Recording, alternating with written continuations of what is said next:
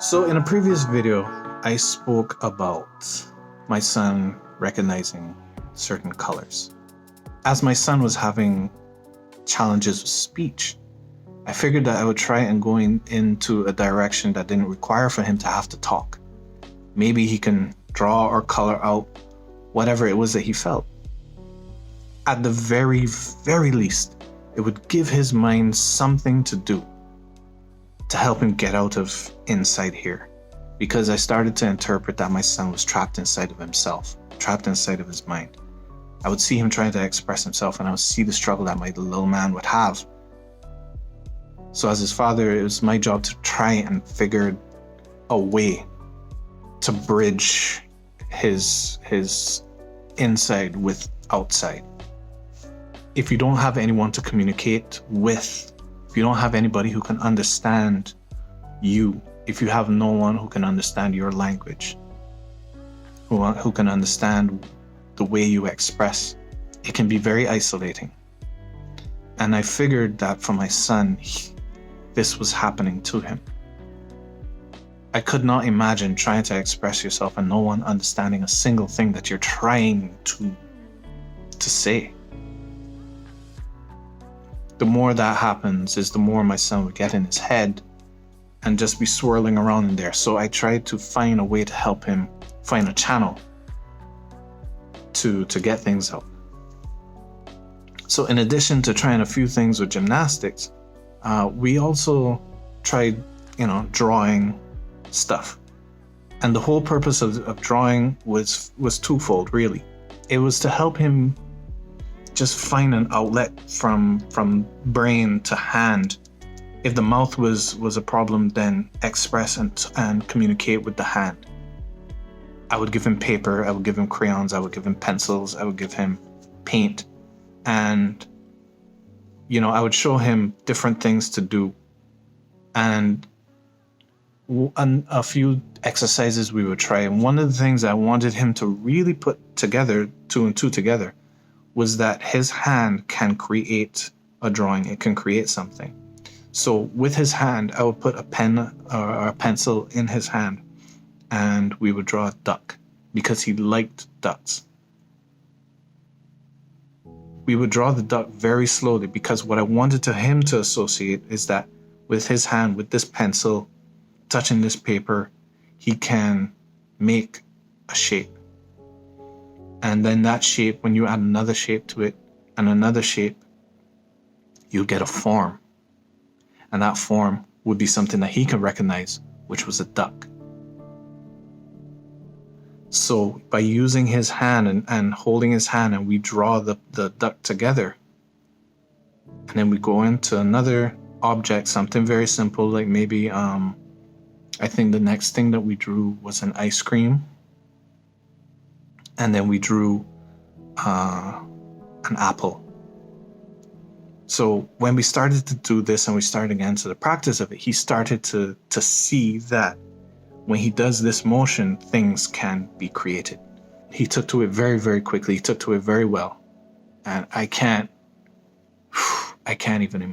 show you the amount of paper that boy has gone through. It's ridiculous. And I'm very happy about it.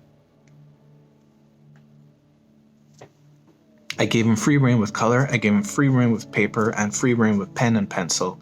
But we would have specific moments where we would sit down and draw something specific.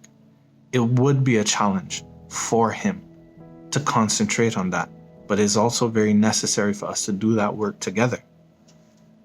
One of the things I found would have been helpful and useful to him was when I would pick him up from school sometimes. What I would do is I'd give him this clipboard, and the clipboard would be one of those ones that have a clip. They have a compartment for paper. They have a compartment for like erasers and crayons and stuff like that. So what would happen is that when I pick him up on the drive, rather than him just, be either trapped in his own head or mumbling and which is what he would do a lot. What I would do is I would give him the paper, I would give him the clipboard, and we've already gone how to use it, and he would just have at it.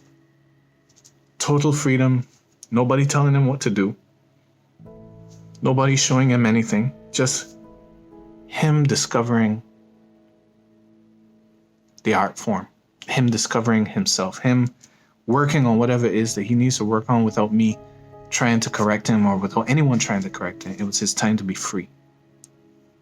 Granted, it's not true freedom, but as a creative individual, this is a freedom for us. It is a relaxing, meditating experience.